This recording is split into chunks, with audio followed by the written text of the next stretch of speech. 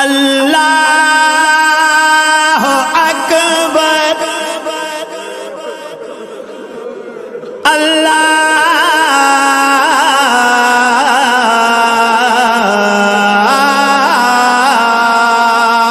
اکبر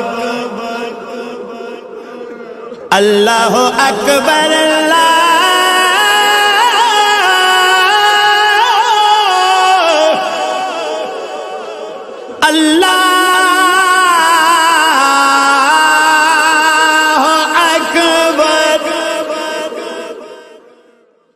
السلام علیکم ورحمۃ اللہ وبرکاتہ۔ جی ناظرین، آپ دیکھ رہے ہیں ایڈین نیوز، میں ہوں آپ کا میزبان قاری عمر وقاص۔ آج کا پروگرام مجھے ہے حکم اذاں۔ الحمدللہ ہم جس دین اسلام کے ماننے والے ہیں، جس ریاست میں رہنے والے ہیں، اس کی بنیاد لا الہ الا اللہ۔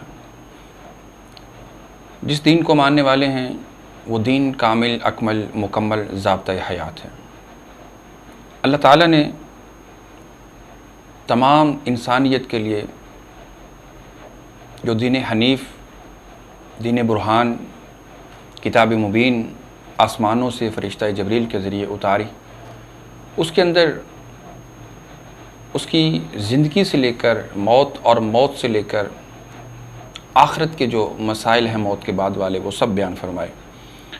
لیکن آج فقدان کہاں پہ ہے، سکم کہاں پہ ہے، کمزوری کہاں پہ ہے، آج معاشرے کے اندر بگاڑ کس بنیاد پر ہے، کیوں ہے، ان سارے سوالوں کے جوابات جاننے کے لیے آج میرے ساتھ موجود ہیں ہمارے اسٹوڈیو کے اندر انتہائی معزز، مکرم، انتہائی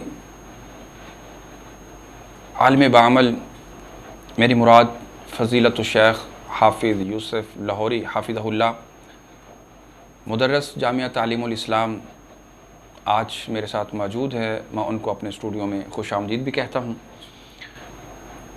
اور ان سے آج مستفید ہوتے ہوئے اپنے ناظرین تک کچھ پیغامات قرآن اور حدیث کی صورت میں پہنچانے کی کوشش کروں گا۔ شیخ، آج اللہ کی توفیق سے پاکستان کے پاس سارے وسائل، ذرائع موجود ہیں، لیکن اس کے باوجود سکم، کمزوری اپنی جگہ پہ موجود ہے، معاشرتی مسائل کا بگاڑ عروج پر ہے۔ تو اس حوالے سے میں یہ پہلا سوال یہ جاننا چاہوں گا، تعلیم اور تربیت، اس میں کیا فرق ہے؟ بسم اللہ الرحمن الرحیم۔ سب سے پہلے تو میں شکر گزار ہوں ایڈین اور اپنے محترم حافظ وقاص عمر صاحب کا کہ ایڈین کے ذریعے ہمیں بھی اپنا مادری ضمیر لوگوں تک پہنچانے کا موقع انہوں نے فراہم کیا۔ اور اس کے بعد آج آتے ہیں سوال اور اس کے جواب کی طرف۔ میں یہ سمجھتا ہوں کہ دنیا کے اندر جو جنگیں ہوتی ہیں وہ دو طرح کی ہوتی ہیں۔ ایک جنگ ہوتی ہے جس کو ہم عسکری جنگ کہتے ہیں، جو محاذوں پہ لڑی جاتی ہے۔ اس کی ایک باؤنڈری ہوتی ہے، اس کی ایک سرحد ہوتی ہے، اور آپ کبھی بھی اس سرحد سے کراس نہیں کر سکتے۔ اور دوسری جنگ نظریات کی جنگ ہوتی ہے اور فکری جنگ ہوتی ہے۔ نظریات کی جنگ ایک ایسی جنگ ہے کہ جس کی کوئی سرحد نہیں، اگر آپ چاہیں تو اپنے نظریات کو پوری دنیا کے اندر پھیلا سکتے ہیں۔ اور اگر آپ سیرت مطہرہ کا مطالعہ کرتے ہیں اور رسول اکرم علیہ الصلاۃ والسلام کی زندگی کو بغور پڑھتے ہیں تو آپ دیکھیں کہ آپ نے زیادہ تر جو محنت کی ہے، جو کوشش کی ہے، وہ اسی کے اوپر کی ہے کہ نظریات کو تبدیل کیا ہے، افکار کو بدلا ہے۔ نظریات کی تبدیلی ہی انسان کے عمل کی تبدیلی کا ذریعہ بنتی کہ آپ نے دنیا کے کسی بھی انسان کے منہ کے اوپر ایک تماچا بھی نہیں مارا اور مدینہ طیبہ میں اسلامی ریاست کو قائم کر دیا تھا۔ اب مجھے بتائیں کہ اسلامی ریاست مدینہ طیبہ کے قیام کے پیچھے کتنا لہو بہا تھا، کتنے قتل ہوئے تھے، کتنا انقلاب آیا تھا؟ تو جواب آئے گا کہ کچھ بھی نہیں۔ وہ جو انقلاب تھا مدینہ کی ریاست کے قیام کے پیچھے، وہ انقلاب ایک تربیت کا انقلاب تھا۔ وہ تربیت کے پیچھے ایک نظریاتی تبدیلی تھی کہ وہ مکہ کے اور عرب کے وہ لوگ جو یقیناً ان تمام برائیوں کے اندر مبتلا تھے جو آج ہمارے معاشرے کے اندر موجود ہیں، جب رسول اکرم علیہ الصلاۃ والسلام نے ان کے سامنے اس تعلیم کو رکھا کہ قولوا لا الہ الا اللہ، تم ایک اللہ کی پیدا کردہ مخلوق ہو، اور اس مخلوق ہونے کی حیثیت سے تم اس چیز کے پابند ہو کہ اس دنیا کے اندر اسی کے حکم کی تابع داری کرو۔ جب یہ نظریہ ان کا بدلا تو ساتھ ہی ان کا عمل بھی تبدیل ہو۔ میں یہ جاننا چاہوں گا کہ جیسے آپ نے فرمایا کہ مدینہ کی ریاست مارز وجود میں آئی، کوئی قتل نہیں، کوئی لڑائی نہیں، کچھ نہیں، تو چلو اس حوالے سے بھی انشاءاللہ بات کریں گے، لیکن سب سے پہلے تعلیم ضروری ہے یا تربیت ضروری ہے؟ میں اسی طرف آ رہا ہوں۔ عمر وقاص بھائی، یہ دیکھیں کہ آج انسانوں نے بڑی ترقی کی، کسی انسان نے پرندوں کی طرح فضا میں اڑنا سیکھ لیا ہے، مچھلی کی طرح پانی میں تیرنا سیکھ لیا ہے، لیکن اس انسان کو انسانوں کی طرح زمین پہ رہنا نہیں آیا۔ اس کی وجہ کیا ہے؟ اس کی وجہ یہ ہے کہ دنیا کے اندر کوئی علم ایسا نہیں ہے جو انسان کی تربیت کر سکے سوائے ایک علم کے، اور وہ علم وحی کا علم ہے۔ وحی ایک ایسا علم ہے کہ جو انسان کی تربیت کرتی ہے، جو انسان کو سدھارتی ہے، انسان کو حقوق کے اور دائرے کے اندر رکھتی ہے۔ تو ہم نے اس وحی کے علم کو چھوڑا ہے، اور ظلم ہم نے یہاں یہ کیا ہے کہ آپ اندازہ کریں کہ آج ہزاروں نہیں لاکھوں روپے ہم دنیا کی تعلیم کے حصول کے لیے تو لگا دیتے ہیں، لیکن یہ وحی کا علم جو ہمارے محلے کی مسجد کے اندر بالکل مفت دیا جاتا ہے، ہم اس کو حاصل کرنے کے لیے تیار نہیں ہیں۔ سکم یہ ہے کہ تربیت کے لیے اللہ رب العزت نے آسمان سے وحی کی صورت میں قرآن اور اللہ کے رسول کی سیرت ہمیں دی تھی۔ ہم نے ان دونوں چیزوں سے منہ کو موڑا، جس کی وجہ یہ ہے کہ آج ہمیں یہ ذلت و رسوائی کا منہ دیکھنا پڑ رہا ہے۔ میں ٹیکنالوجی کے خلاف نہیں ہوں، میں سائنس کے خلاف نہیں ہوں، میں میڈیکل کے خلاف نہیں ہوں، بلکہ ہم تو یہ کہتے ہیں کہ مسلمانوں کو میڈیکل کے اندر انگریزوں سے بڑھ کے ترقی کرنی چاہیے، اور سائنس کے اندر مسلمانوں کو انگریزوں سے زیادہ آگے بڑھنا چاہیے، اور باقی جتنے بھی فنون ہیں ان کے اندر مسلمانوں کو ان سے زیادہ ترقی کرنی چاہیے۔ لیکن ان فنون کے ساتھ ساتھ اخلاقی قوت کا ہونا ضروری ہے۔ وہ اخلاقی قوت آپ کو کہاں سے ملے گی؟ وہ اخلاقی قوت آپ کو قرآن سے ملے گی اور حدیث سے۔ آپ کیا سمجھتے ہیں کہ سائنس اور قرآن الگ چیز ہے؟ کیا آج کی سائنس جو ایجاد ہے، کیا وہ جو دور تھا کہ جب مشرکین مکہ اور دیگر کل تک جب اسلام نہیں تھا، ستاروں کو پوجنے والے، پتھروں کو پوجنے والے اور یہ سب کچھ، لیکن اسلام آیا تو اسلام نے آ کے بتایا کہ یہ سورج، یہ چاند، یہ ستارے، یہ پتھر تمہارے الہ اور معبود نہیں ہیں۔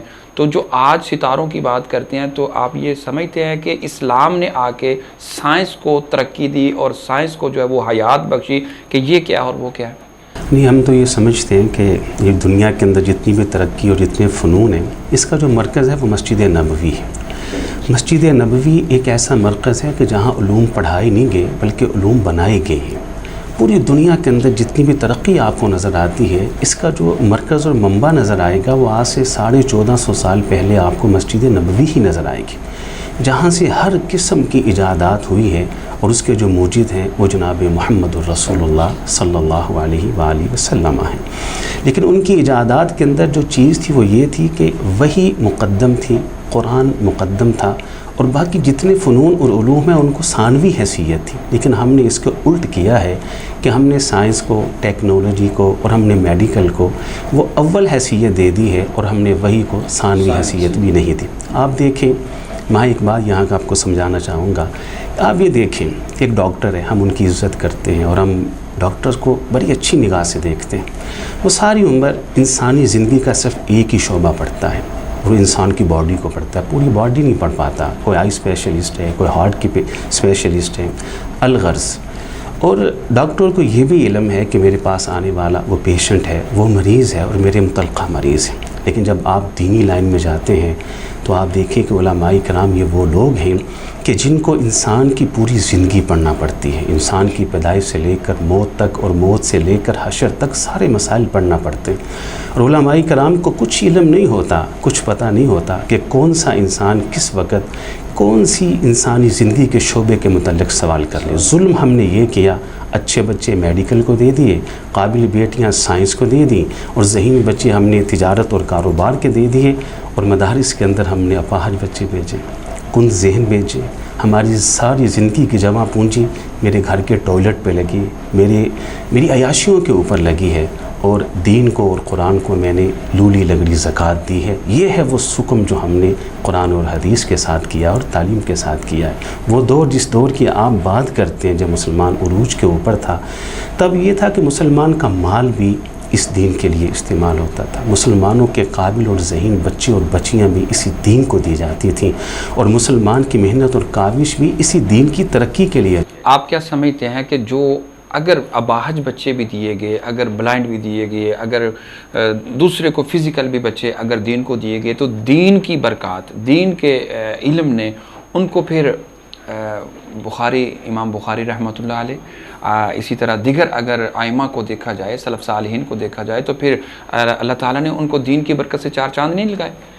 برکات تو اس کے اندر موجود ہے، اور اسی برکت اور یہ بات ذہن کے اندر رکھیے کہ یہ دین کسی کا محتاج بھی نہیں ہے، یہ ہمارے مال کا، ہمارے بچوں کا، یہ ہمارا محتاج نہیں ہے۔ اصل اللہ تعالیٰ ہی اس کے محافظ ہیں، اور قیامت تک اللہ تعالیٰ ہی اس کی حفاظت کریں گے۔ اگر ہم اور ہماری اولاد اس کے لیے استعمال ہو جاتی ہیں تو ہمارے لیے یہ خیر و سعادت کی بات ہے۔ آپ دیکھیں کہ اللہ تعالیٰ نے کیسی اس کی حفاظت کی ہے کہ آج دنیا کا سب سے معروف انسان کون ہے ہمارے ذہنوں کے اندر؟ جو امریکہ کا صدر ہو۔ تو میں یہ بات پورے چیلنج سے کرتا ہوں کہ امریکہ کا صدر، فوٹوگرافرز موجود ہیں، آلات موجود ہیں، مووی میکرز موجود ہیں، اسے نوٹ کیا جا رہا ہے کہاں جا رہا ہے، کہاں سے آ رہا ہے، کیا بیان دے رہا ہے۔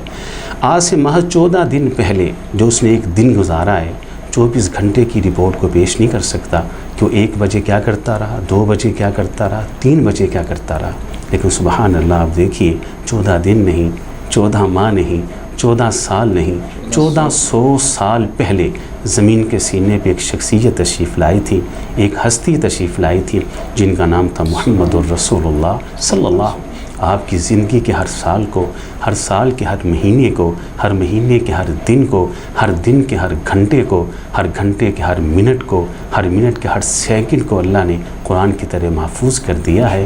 تو اللہ تعالیٰ اور اللہ کا دین کسی کا محتاج نہیں ہے، یہ ہم لوگ ہیں کہ جو اس دین کے محتاج۔ اور یہی علم ہمیں حاصل کرنا چاہیے، اور قرآن مجید کی جو کچھ صورتیں ہیں، کچھ مکی ہیں، کچھ مدنی ہیں، وہ شاید اس لیے یہ آپ صلی اللہ علیہ وسلم کی شان ہے کہ آپ صلی اللہ علیہ وسلم جہاں جہاں جس ماحول میں جاتے گئے، اللہ تعالیٰ نے اسی ماحول میں اپنی آیات کو نازل فرما دیا۔ چلو شیخ، میں اب دوسرے سوال کی طرف آتا ہوں کہ اساتذہ اور والدین اپنے بچوں کی تربیت کے حوالے سے جو ان کی ذمہ داریاں ہیں، آپ اس حوالے سے ہمارے ناظرین کو ذرا آگاہ کیجیے۔ حوالے سے جو سب سے پہلی اور سب سے اہم ذمہ داری ہے جسے ہم غافل ہیں، اور جس ذمہ داری کو نبھانے کی وجہ سے اللہ تعالیٰ اولاد نہیں بلکہ مسلمانوں کی نسلوں کو سدھار دیتے، وہ کیا تھی؟ وہ قرآن کی روشنی میں یہ ہے کہ حضرت ابراہیم علیہ السلام ایک دعا کرتے ہیں، رب ہب لی من الصالحین۔ ماں باپ کی پہلی ذمہ داری یہ ہے کہ اولاد کے دنیا میں آنے سے پہلے ہی اللہ کی بارگاہ میں ان کے نیک ہونے کی دعائیں کریں۔ اب اس کا ثمر وہ قرآن کے اندر موجود ہے۔ ایک ماں امید سے تھی، حمل سے تھی، تو اللہ کی بارگاہ میں آ کے دعا کرتی ہے۔ قرآن میں اس کی دعا کا ذکر ہے، اذ قالت امرأۃ عمران ربی انی نذرت لک ما فی بطنی محررا فتقبل منی۔ اے اللہ، میں امید سے ہوں اور آپ مجھ کو جو اولاد دینے جا رہے ہیں، میں اس اولاد کو محررہ آزاد کرتی ہوں آپ کے گھر کی خدمت کے لیے۔ اب اس دعا کی وجہ سے اس ماں کو ایک بیٹی ملتی ہے، اس بیٹی کا نام ہے سیدہ مریم سلام اللہ علیہا۔ اس مریم کے بطن سے عیسیٰ پیدا ہوتے ہیں علیہ السلام، اور جناب عیسیٰ آیت من آیات اللہ، اللہ کی نشانیوں میں سے ایک نشانی بن کر پیدا ہوئے، اور ماں کی گود میں اعلان نبوت کرتے رہے، اعلان رسالت کرتے رہے۔ تو مجھے یہ کہنے دیجئے کہ حضرت عیسیٰ یہ ثمر ہے نانی کی دعا کا۔ اور حضرت ابراہیم علیہ السلام انہوں نے یہ دعا اولاد کے پیدا ہونے سے پہلے کی تھی، ربی حب لی من الصالحین۔ اب اس دعا کے اندر تو نیک بیٹا مانگا، اب اس دعا کا رزلٹ دیکھیے۔ اس دعا کی وجہ سے حضرت ابراہیم علیہ السلام کو جناب اسماعیل علیہ السلام ملتے ہیں، اور جناب اسماعیل کی اولاد سے جناب محمد پیدا ہوتے ہیں علیہ السلام۔ تو اس سے معلوم ہوتا ہے کہ ماں باپ غفلت کا شکار ہیں۔ اولاد کی دنیا میں آنے سے پہلے ان کے لیے نیک ہونے کی دعائیں کریں، ان کے محدث بننے کی دعائیں کریں، اور دعا کریں اللہ انہیں ہماری آنکھوں کی ٹھنڈک بنا اور دل کا سکون بنا۔ لیکن دکھ اور افسوس کی بات یہ ہے کہ آج کے مسلمان اولاد کے بگڑنے کے بعد بھی دعا جیسا بہترین ہتھیار استعمال کرنے سے غافل ہیں۔ اچھا، آج کل یہ بھی فقدان جو ہے نا وہ پایا جاتا ہے کہ والدین جو ہے وہ تربیت کی ذمہ داری اساتذہ پہ ڈال دیتے ہیں، اساتذہ جو ہیں وہ والدین پہ ڈال دیتے ہیں، وہ چاہے اسکول ہے، کالج ہے، مدرسہ ہے، کچھ بھی ہے۔ لیکن میرے ایک محسن نے مجھے آج بڑا ایک نکتہ جو ہے وہ بیان کیا کہ بچے کے مائنڈ کے اندر جو ہے وہ ایک اہمیت جو ہے وہ ٹیچر کی، اپنے سر کی، اپنے استاد قاری کی زیادہ ہوتی ہے، کہ ماں باپ اگر کہیں بھی تو وہ بچہ کہتا ہے نہیں قاری صاحب نے مجھے ایسے کہا تھا، نہیں سر نے مجھے ایسے کہا تھا۔ تو آپ کیا سمجھتے ہیں کہ زیادہ ذمہ دار کون ہے، والدین یا کہ اساتذہ؟ ہر ایک کی ذمہ داریاں الگ الگ تھیں، لیکن ہوا یہ ہے کہ جس دین کی پہلی وحی اقرا تھی کہ پڑھو اقرا بسم ربک الذی خلق، اس دین کی تعلیم کے حوالے سے ہم نے، جو میں نے ابتدا میں بات کی ہے کہ ہم نے تعلیمی میدان کے اندر بھی کفار ہی کو ہی اپنا رول ماڈل بنایا ہے۔ بڑی معذرت کے ساتھ اگر آپ لاجیکلی دیکھیں تو پوری دنیا میں جتنی بھی ترقی یافتہ قومیں ہیں موجودہ دور کے اندر، ممالک ہیں، تو ذرا مجھے بتائیے کسی ایک ملک کا نام لے لیجئے کہ جس نے اپنا تعلیمی نظام اپنی مادری زبان میں چھوڑ کر انگریزی میں وہ معاشرے کے اندر متعارف کروایا ہے تو اس نے ترقی کی؟ کوئی نہیں۔ انگریزی اور انگلش کو ہم ایز اے لینگویج لیتے تو کوئی حرج نہیں تھا، لیکن ہم نے اس کو ایز اے لائف لیا ہے۔ بچہ ہمارے گھر میں ہوتا ہے تو ماں باپ کے ساتھ اردو بولتا ہے، دوستوں میں بیٹھتا ہے تو وہ پنجابی میں گفتگو کرتا ہے، جب وہ انگلش ماڈل اسکول میں جاتا ہے وہاں سے انگریزی کا ماحول بنتا ہے، وہ کچھ بھی نہیں سیکھ پاتا۔ انگریزی کو انگلش کو ایز اے لینگویج لیں تو کوئی حرج نہیں، ہم نے اس کو ایز اے لائف لیا ہے۔ یہی حال ہماری مدارس کا ہے۔ بڑی معذرت کے ساتھ ہم علماء کرام کی بڑی تکریم کرتے ہیں، بڑی تعظیم کرتے ہیں، بڑا احترام کرتے ہیں، لیکن تربیت کا اتنا فقدان ہے کہ آپ دیکھیں کہ 7 سال کی تربیت کے بعد جب یہ بچہ امتحان کے لیے ایگزامینیشن ہال میں بیٹھتا ہے تو اس بچے کے سر کے اوپر بھی نگران کھڑے ہوتے ہیں۔ میرا سوال یہ ہے کہ 7 سال تک ایک بچے نے ایک مدرسہ کے اندر کیا پڑھا ہے؟ قرآن پڑھا ہے، حدیث، تفاسیر کو پڑھا ہے، سیرت کو پڑھا ہے۔ 7 سالہ تربیت کے بعد ہمیں بچے کی امانت کے اوپر بھروسہ نہیں کہ وہ خائن ہے، ہم نے اس کے سر پہ نگران کو کھڑا کیا ہے۔ حالانکہ ہونا یہ چاہیے تھا کہ مدارس کے اندر تربیت کا ایک ایسا ماحول ہوتا کہ ہم امتحان سے ایک دن پہلے ہی بچے کے ہاتھ میں کویشچن پیپر لپیٹ کے رکھ دیتے اور بچے کے کہتے بیٹا گھر جائیے اور صبح 9 بجے تک اپنے گھر میں خوب تیاری کریں، خوب پڑھیں، اور جب 9 ہوں تو 9 سے 12 3 گھنٹے کا وقت ہے، بند کمرے میں آپ بیٹھیں گے، اس پیپر کو آپ نے کھولنا ہے اور اس کو حل کرنا ہے، اور جب آپ نے اس کو حل کرنا ہے نہ کسی کتاب سے دیکھنا ہے، نہ کسی دوست احباب سے آپ نے مدد لینی ہے، اور ہمیں پورا بھروسہ ہو کہ ہمارا یہ 7 سال کا تربیتی کورس اس بچے کے اوپر ایسا اثر انداز ہے کہ بچہ ایسے ہی کرے گا، پھر محدث پیدا ہوں گے، پھر فقیہ پیدا ہوں گے، پھر مجتہد پیدا ہوں گے، پھر معاشرے کے اندر کامیاب لوگ اس دنیا کے اندر معرض وجود میں آئیں گے۔ یہ سکم آپ کیا سمجھتے ہیں کہ اگر آج ہم ایسے معلم، ایسے طلبہ کو تیار نہیں کر سکے تو شاید یہی آج معاشرے کی برائیوں کا کہہ لے ایک جو موجب ہیں کہ آج قاری ہے، خطیب ہے، ٹیچر ہے، استاد ہے، امانت دیانت میں وہ چیز نہیں لا پا رہا کہ جو ہونی چاہیے تھی؟ مجھے دنیا کا کوئی ایجوکیشن سینٹر دکھائیں، جائیے پوری دنیا کی مجھے کوئی ایسی کتاب دکھائیں جو دنیا کی کسی اور زبان کے اندر ہے اور پڑھنے والا اور پڑھانے والا ترجمے کے بغیر یہ کہتا ہو یہ کتاب مکمل ہوگی۔ ہمارا بچہ اسکول میں جاتا ہے تو استاد سارا سال اسے APPLE ایپل، CAT کیٹ محض الفاظ کا رٹا لگا دے تو کیا آپ کہیں گے کہ اس کی کتاب مکمل ہوگی؟ کوئی نہیں مانے گا جب تک استاد APPLE ایپل کا معنی سیب اس کو نہ بتائے۔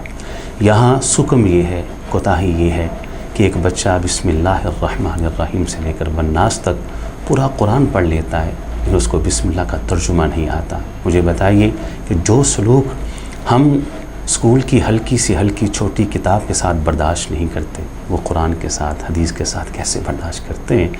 ہم یہ کہتے ہیں قرآن مکمل ہوا ہے، کب مکمل ہوا ہے؟ بچے نے اوپر سے دیکھ کر اس کو پڑھنا شروع کر دیا ہے، جبکہ یہ تصور ادھورا ہے، نامکمل ہے۔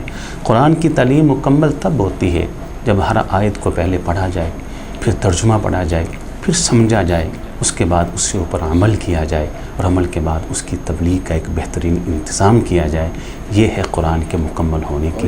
اور یہ سلف صالحین کا طریقہ بھی یہی تھا کہ جب تک ایک آیت پہ عبور حاصل نہیں کر لیتے بلکہ احادیث پہ عمل شروع نہیں کر دیتے، اس وقت تک دوسرا سبق لینے کے لیے وہ جو ہے وہ تیار نہیں ہوتے تھے کہ جب تک میں اس پہ عمل نہ کر لوں میں دوسرا جو ہے وہ نہیں آگے بڑھوں گا۔ اچھا شیخ، میں وقت کی مناسبت سے اپنے پروگرام کی اختتام کی طرف آنا چاہوں گا کہ آج جو ہمارے مدارس میں، اسکول، کالج، یونیورسٹیوں میں جو نصاب ہے، آپ اس سے کس حد تک مطمئن ہیں کہ وہ کیا معاشرتی مسائل کا حل ہے ہماری کامیابی، جس کے بارے میں اللہ تعالیٰ نے قرآن میں کہا تھا کہ حل یستوی الذین یعلمون والذین لا یعلمون، کہ آج کالج کا اور دوسرے اداروں سے فارغ ہونے والا طالب علم وہ اس لیول پہ، اس معیار پہ پہنچ سکتا ہے جو اللہ تعالیٰ نے بیان کیا؟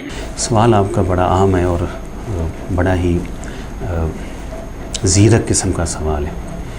تو میں ایک ناقص العقل انسان ہوں، لیکن اس پہ بات کرتے ہوئے میں یہ بات کہوں گا کہ ہمارا جو اسلام ہے، جس کو ہم دین کہتے ہیں، ان الدین عند اللہ الاسلام، یہ دین اسلام ایک ایسا دین ہے کہ جس نے انسانی زندگی کے متعلق کوئی شعبہ ایسا نہیں کہ جس کے متعلق رہنمائی نہ دی ہو۔ دکھ اور افسوس کی بات یہ ہے کہ ہم نے ہر نظام کو دنیا کے اندر متعارف کروایا ہے، حج کا نظام ہے، زکوٰۃ کا نظام ہے، نماز کا نظام ہے، دیگر نظامات ہیں، لیکن ابھی تک مسلمان اکٹھے بیٹھ کر اسلام کا نظامی تعلیم لانچ نہیں کر سکے۔ اس پہ زیرو لیول کے اوپر بھی ہماری محنت نہیں ہے۔ نظامی تعلیم ہمارا وہی ہے جو ہمیں باہر سے دیا جاتا ہے یا ان کے کرندے یہاں دیتے ہیں۔ ہونا یہ چاہیے ہماری ناقص عقل کے مطابق کہ ہمیں مدارس کے اندر، مساجد کے اندر اور اپنے ایجوکیشن سینٹر، سکولز کے اندر سب سے پہلے ہمیں دیکھنا یہ ہے کہ ہم کس ملک میں رہنے والے ہیں اور اس ملک کی جو مادری زبان ہے وہ کون سی ہے، اپنا تعلیمی نظام سارا اسی مادری زبان کے اندر وہ یکساں ہونا چاہیے، نمبر 1۔ نمبر 2، دنیا کی جتنی بھی زبانیں ہیں ہم اس کے خلاف نہیں ہیں، انہیں ایز اے لینگویج لیں، چاہے وہ انگریزی ہو، چاہے وہ عربی ہو، چاہے وہ کوئی بھی ہو، اس کے اندر لیں۔ تیسری جو اہم بات ہے وہ یہ ہے کہ آپ جب نظریات کی طرف جاتے ہیں تو آپ دیکھیے کہ پوری دنیا کے جو مسلمان ہیں، پوری دنیا کے مسلمان، چاہے کسی بھی فقہ کے ساتھ اس کا تعلق ہے، وہ اخلاقیات اور معاملات کے اندر متفق ہیں، ان میں کوئی اختلاف نہیں۔ تو اخلاقیات اور معاملات اور معاشیات کے اوپر سب کو یکساں ہو کر ایک تربیتی ماحول جو ہے وہ معاشرے کے اندر بنانا چاہیے، انشاءاللہ اس سے بہت بہتری آئے گی۔ آج کے دور میں علماء اور اساتذہ کی کیا ذمہ داریاں بنتی ہیں کہ وہ آج اس ماحول کو چینج کرنے میں، تبدیلی لانے میں، جو کہ آج کی ہماری موجودہ حکومت نے بھی تبدیلی کا نعرہ لگایا، ریاست مدینہ کا نعرہ لگایا، تو اس میں اساتذہ اور علماء کا کیا کردار ہے؟ علماء و اساتذہ کرام وہ تو اس معاشرے کا نچوڑ ہوتے ہیں، اور میں یہ سمجھتا ہوں کہ معاشرے کی تمام تر ذمہ داریاں انہی کے کاندھوں کے اوپر ہوتی ہیں۔ وہی وہ لوگ ہوتے ہیں کہ جن کے ہاتھ میں بیج ہوتا ہے اور اس بیج کو انہوں نے کھیت کے اندر بو کر پھر ان کی محنت ہے کہ وہ بیج کا کیسا پھل لیتے ہیں۔ ماں باپ اپنی اولاد ان کے ہاتھ میں دیتے ہیں، بلکہ میں یہ کہتا ہوں اساتذہ اکرام کے لیے، علماء کے لیے، مدرسین کے لیے کہ آپ کے ہاتھوں میں بچے نہیں ہیں بلکہ اسلام کا فیوچر ہے، اسلام کا مستقبل ہے، آنے والا کل ہے، اور آپ کی ذمہ داری ہے کہ آپ اس فیوچر کو، اس مستقبل کو، آنے والے کل کو اسلام کے وہ کیسا اس کو دیکھتے ہیں اور کیسی اس کی تربیت کرتے ہیں۔ ہاں جی، تو آپ جتنے بچے مضبوط بنائیں گے اسلام مضبوط ہوگا، جتنا ان کی تربیت کریں گے آنے والے وقت میں اسلام کی تربیت اتنی ہوگی، اسلام کی اس میں عزت ہوگی۔ تو اساتذہ اکرام اور مدرسین اور علماء یہی ہیں جو اصل معاشرے کے مصلحین اور مبلغین ہیں۔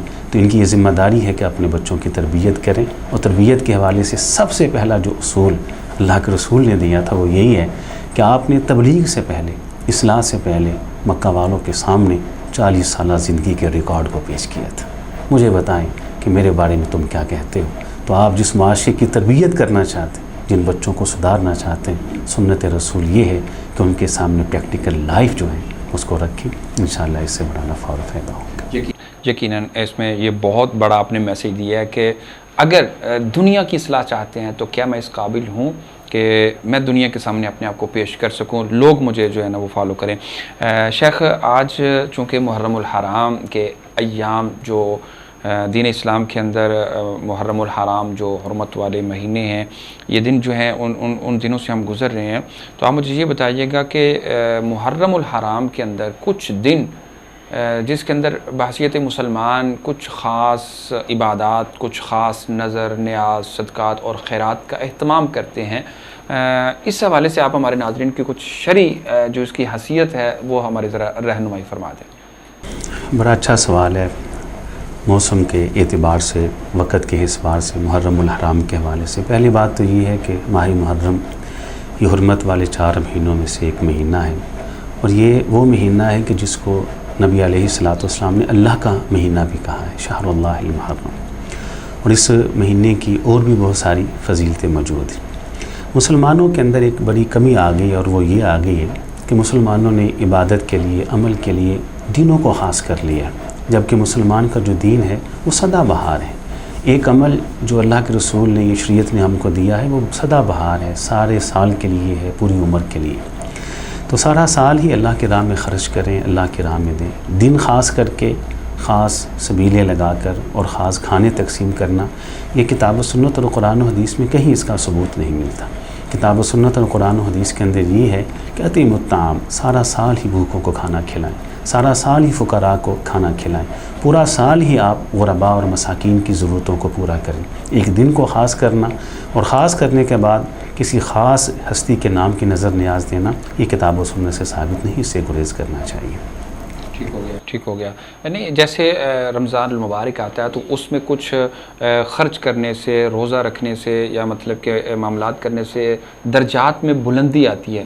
کیا محرم الحرام میں بھی کچھ ایسا ہے کہ اگر ہم ایسا عمل کریں تو ہمارے وہ صدقہ و خیرات میں کچھ درجات میں بلندی ملے گی ہمیں؟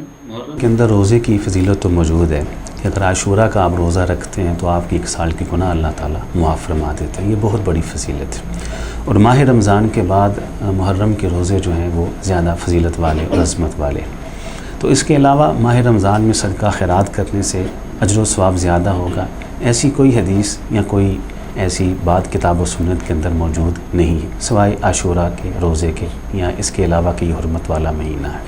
تو اس لیے اس نظر سے یا اس نیت سے اس مہینے کے اندر خرچ کرنا کہ اجر زیادہ ہوگا، یا اس مہینے میں خرچ کرنا یہ اللہ کا حکم ہے، تو یہ بالکل کتاب و سنت کی تعلیمات ایسی نہیں ہے۔ اچھا، محرم الحرام کے حوالے سے کہ اس کو سنت کے مطابق کیسے گزارا جائے، آپ ہمارے ناظرین کو کیا پیغام دینا چاہیں گے؟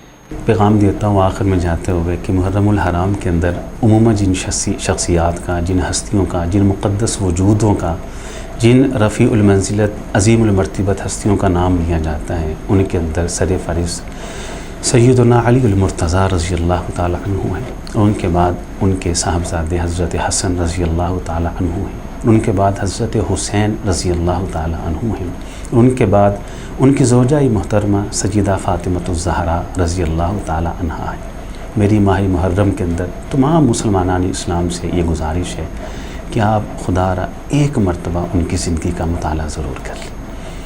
یاد رکھیے گا، محبت وہ قابل قبول نہیں ہوتی صرف زبان کی حد تک، جب تک آپ کا نظریہ ان کے ساتھ میچ نہ کرتا ہو، آپ کا عمل ان کے ساتھ میچ نہ کرتا ہو، آپ کا کردار ان کے ساتھ میچ نہ کرتا ہو، تو آپ کیسے کہیں گے کہ آپ ان کے ساتھ محبت کرتے ہیں؟ آپ اپنے عمل کو ان کے ساتھ اور اپنے کردار کو ان کے ساتھ میچ کریں، ان کی اتباع کریں، ان کے اعمال کو، ان کے طور طریقوں کو، ان کی خوشیوں کو، ان کے غموں کو فالو کریں۔ یہ کریں گے تو حقیقت کے اندر آپ حقیقت میں ان سے محبت کرتے ہیں۔ اس کے علاوہ دعویٰ ساری عمر کرتے رہیں، ساری زندگی کرتے رہیں، اگر آپ کا عقیدہ، نظریہ، عمل، کردار ان کے ساتھ میچ نہیں کرتا، اللہ بھی اس کو قبول نہیں کریں گے۔ تو ہمارا پیغام یہ ہے کہ ان کی سیرت کو پڑھیں، ان کے کردار کو پڑھیں اور اپنے آپ کو ان جیسا بنانے کی کوشش کریں۔ جی ناظرین، بہت ہی خوبصورت میسیج آج کے پروگرام کا، اور یقیناً ہوتا بھی ایسا ہے کہ آپ جس سے محبت کرتے ہیں آپ اس کی ہر ادا سے محبت کریں۔ آپ جس سے پیار کرتے ہیں صرف اس کی ایک چیز سے پیار نہیں، اس کی ہر چیز سے پیار کرتے ہیں، اور وہ کائنات کے اندر ایک ہستی ہے، ایک شخصیت ہے جس کا نام نامی اسم گرامی جناب محمد صلی اللہ علیہ وسلم ہے، پھر ان کے ماننے والے اصحاب ہیں، پھر ان کے اہل بیت ہیں، پھر ان کے نیچے تبع تابعین ہیں، پھر ان کے نیچے سلف صالحین ہیں، پھر ان کے نیچے جتنے بھی متقی، پرہیزگار، جتنے بھی نیک اعمال کرنے والے ہیں، ان سے پیار ہے، ان کی اداؤں سے پیار ہے۔ اور یقیناً یہ بہت بڑا میسیج ہے کہ اگر آپ واقعتاً حقیقت میں آپ صلی اللہ علیہ وسلم کے اہل بیت سے پیار کرنا چاہتے ہیں، پیار کرتے ہیں، تو پھر ذرا ان کی اداؤں پر بھی غور کریں۔ یہاں پہ ایک ہی بات نوٹ کرنا چاہوں گا، حضرت علی رضی اللہ تعالی عنہ کی شیخ کی موجودگی میں یہ حوالہ عرض کرنا چاہوں گا کہ ایک دن آپ صلی اللہ علیہ وسلم سواری پہ سوار ہونے لگے. علی المرتضیٰ شیر خدا رضی اللہ تعالیٰ عنہ ساتھ ہیں. آپ صلی اللہ علیہ وسلم نے رکاب کے اندر پاؤں رکھا, آپ صلی اللہ علیہ وسلم نے پاؤں نکالا, نیچے اترے, مسکرائے, پھر دوبارہ اس کے اوپر جو ہے وہ سواری کی.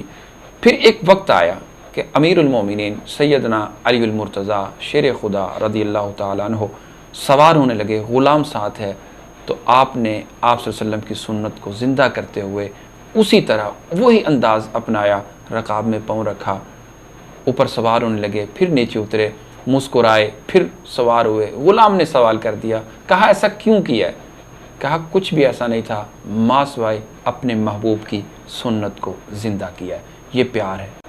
تمام معاملات کو اسی قرآن و حدیث کے تابع کرتے ہوئے آپ صلی اللہ علیہ وسلم کی اداؤں سے, آپ کے اہل بیت کی اداؤں سے جو ہے وہ پیار کرنا چاہیے. جہاں تک تعلیم اور تربیت اور اساتذہ اور والدین کی ذمہ داریوں کے حوالے سے معاملات ہیں, انہوں نے بڑے ہی پیارے جوابات دیے. انشاءاللہ نئے پروگرام کے ساتھ, نئے انداز کے ساتھ آپ سے جلد کریں گے ملاقات. اس وقت تک کے لیے مجھے اپنے معزز مہمان کے ساتھ دیجیے اجازت. دیکھتے رہیے ایڈین نیوز. مزید خبروں, تبصروں, تجزیوں کے لیے ہماری ویب سائٹ www.ednpk.tv وزٹ کیجیے. دیکھتے رہیے ایڈین نیوز. اللہ حافظ.